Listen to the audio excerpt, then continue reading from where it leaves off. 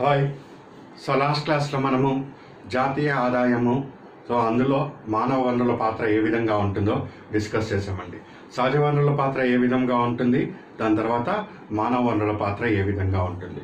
ఈరోజు క్లాస్లో మానవ అభివృద్ధి సూచిక, హ్యూమన్ డెవలప్మెంట్ ఇండెక్స్.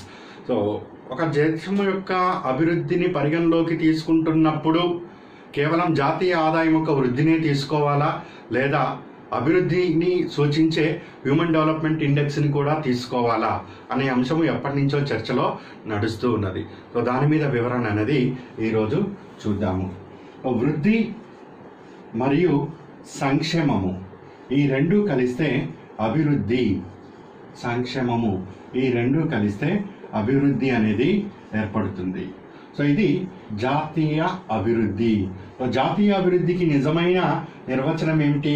జాతీయ ఆదాయము వృద్ధి జరగాలి. ఈ వృద్ధి అన్నది పంపిణీ జరగాలి. ఎప్పుడైతే వృద్ధి 120 కోట్ల మందికి పంపిణీ జరుగుతుందో ఆ రోజు అది నిజమైన జాతీయ అభివృద్ధిగా పరిగణలోకి తీసుకుంటాము. సరే, ఈ వృద్ధి జరుగుతూ వచ్చింది. ఇందులో సహజ వనరులు ఎలాంటి పాత్ర పోషిస్తున్నాయి, మానవ వనరులు ఏ పాత్ర పోషిస్తున్నాయి అన్నది లాస్ట్ క్లాసులో డిస్కస్ చేసుకున్నాం. ఈరోజు క్లాసులో ఈ సంక్షేమాన్ని చేరుకోవటం కోసము మానవ అభివృద్ధి అన్నది ఏ విధంగా తోడ్పాటుకి గురి అవుతుంది, హ్యూమన్ డెవలప్మెంట్. క్వశ్చన్ ఈ విధంగా వస్తుందండి. జాతీయ అభివృద్ధిని పరిగణించటంలో మానవ అభివృద్ధి సూచిక ఎంతవరకు నిర్ణయాత్మకమైనది? జాతీయ అభివృద్ధిని నిర్ణయించటంలో మానవ అభివృద్ధి అన్నది ఎంతవరకు సమంజసం, నిర్ణయాత్మకమైనది? వృద్ధి లేని మానవ అభివృద్ధి సాధ్యపడుతుందా? మానవ అభివృద్ధితోటే వృద్ధి సాధ్యపడుతుందా? ఇట్లా భిన్న రకాలుగా ప్రశ్నలు అనేది వస్తూ ఉంటాయి. వాటిలో ముఖ్యంగా మనము ఈరోజు క్లాసులో నేర్చుకోవాల్సింది వై హ్యూమన్ డెవలప్మెంట్, ఎందుకు మానవ అభివృద్ధి అన్నది కావాలి, జాతీయ అభివృద్ధి ఆదాయ వృద్ధి జరిగితే మానవ అభివృద్ధి జరగదా? అమెరికా లాంటి దేశంలో వాళ్ళు మానవ అభివృద్ధికి ఎక్కువ ప్రాధాన్యత ఇస్తున్నారా, జాతీయ అభివృద్ధి ఆదాయ వృద్ధికి ఎక్కువ ప్రాధాన్యత ఇస్తున్నారా?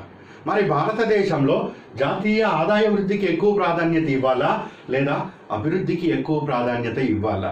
ఇలాంటి ప్రశ్నలు అన్నది సామాన్యంగా ఎదురవుతూ ఉంటాయి. అలాంటి వాటన్నిటికి కూడా ఈరోజు జవాబు దొరుకుతుంది. మానవ అభివృద్ధి యొక్క ప్రాధాన్యత ఏమిటి, ఎందుకు దాన్ని ప్రత్యేకంగా తీసుకోవాలి? వృద్ధిని తీసుకుంటే వచ్చే నష్టం ఏంటి? నీకు వృద్ధి జరిగితేనే కదా అభివృద్ధి జరుగుతుంది. నా జేబులో 100 రూపాయలు ఉంటేనే కదా నలుగురికి నేను 4 రూపాయలు ఇవ్వగలుగుతాను. వృద్ధిని పక్కన పెట్టి మానవ అభివృద్ధిని చూడటము అనేది ఎంతవరకు సమంజసం? APPSC 2011 group 1. Justify your answer. అలాంటి సందర్భంలో ఎలా రాయాలి అనేది ఇప్పుడు తెలుపుతాం. మానవ అభివృద్ధి ఎందుకు కావాలి అనేది ఫస్ట్ ఆప్షన్. దీని తర్వాత what are the various components present in human development index. మానవ అభివృద్ధి సూచికలో లేదా మానవ అభివృద్ధిలో, సూచిక కాదు ఇక్కడ మనం మాట్లాడుతుంది, మానవ అభివృద్ధిలో ఏ అంశాలు ఉన్నాయి? ఈ అంశాలు అన్నది 4 రకాలుగా ఆర్థికవేత్తలు విభజించటం జరిగింది. 1 సమానత్వము, 2వది సుస్థిరత, 3వది ఉత్పాదకత, 4వది ఎంపవర్మెంట్, సాధికారత.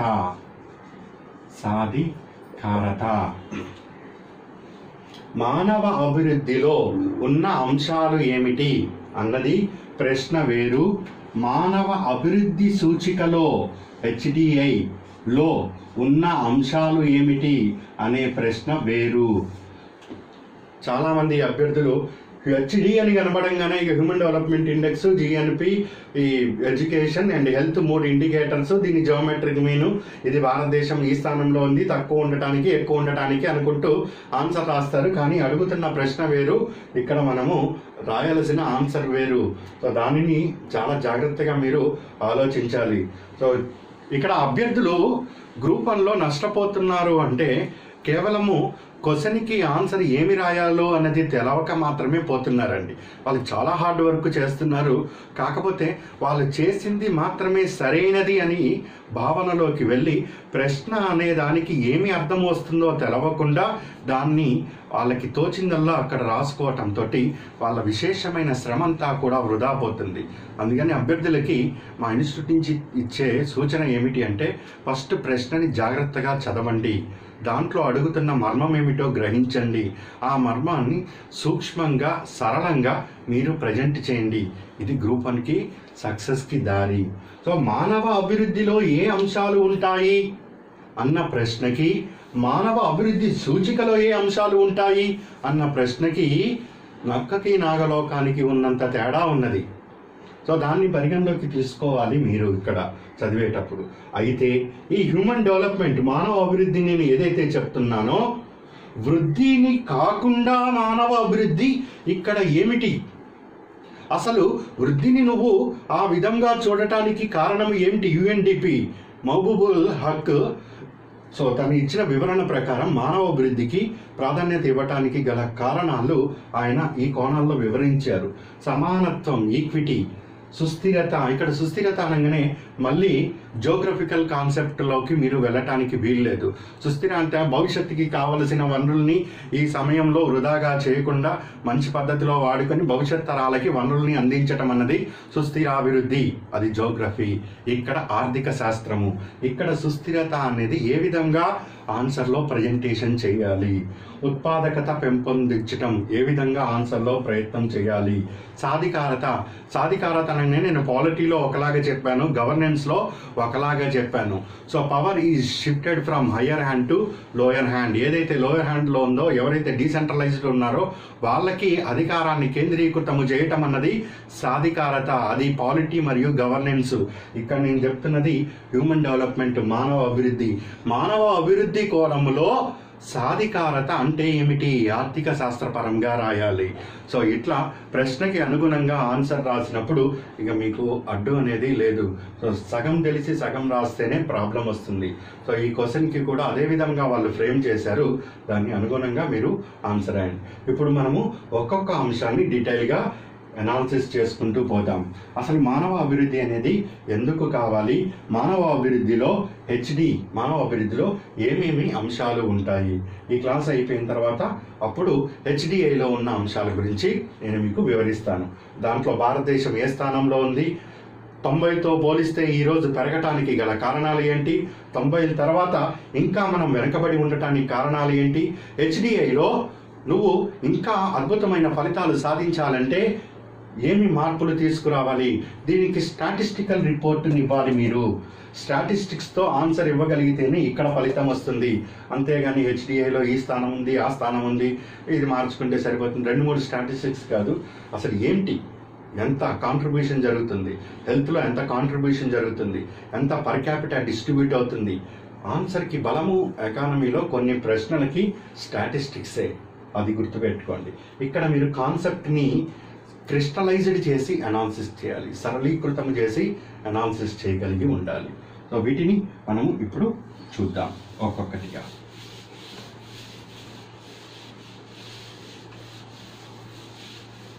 ఇప్పుడు అభివృద్ధి చెందిన దేశాలు వంటి అమెరికా లాంటి దేశాల్లో వాళ్ళు వృద్ధి గురించి ఎక్కువ ఆలోచిస్తున్నారు, కానీ అభివృద్ధి గురించి వాళ్ళు ఎక్కువ బాధపడాల్సిన పని లేదు. ఎందుకంటే వాళ్ళు సాచురేటెడ్ పీరియడ్ దాటిపోయింది. అందరూ